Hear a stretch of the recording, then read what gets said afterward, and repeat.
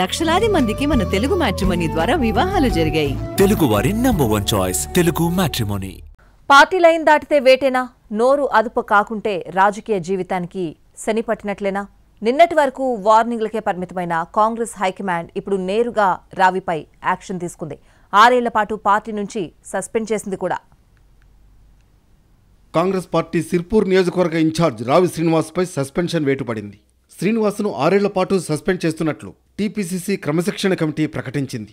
రావి శ్రీనివాస్ పార్టీ వ్యతిరేక కార్యకలాపాలకు పాల్పడ్డారని, జిల్లా ఇన్ఛార్జ్ మంత్రి సీతక్కపై విమర్శలు చేశారని, పట్టభద్రుల ఎమ్మెల్సీ ఎన్నికల్లో కాంగ్రెస్ అభ్యర్థికి వ్యతిరేకంగా పనిచేశారని ఆసిఫాబాద్ డీసీసీ అధ్యక్షుడు ఫిర్యాదు చేశారు.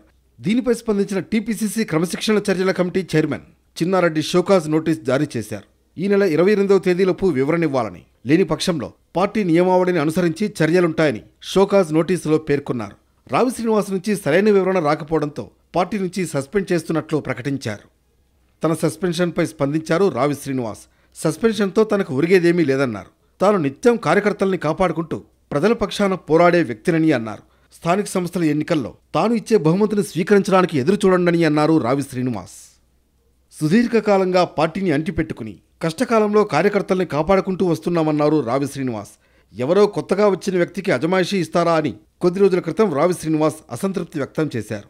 ప్రజల సమస్యలు చూస్తే ఆఫీసర్లు కొంతమంది అర్థం చేసుకుంటలేదు, కొంత కరప్షన్ ఎక్కువైపోయింది. దాన్ని ఏదో విధంగా సరి చేస్తారని చెప్పి మంత్రి గారు అనుకుంటే మంత్రి గారు పట్టించుకుంటలేదు.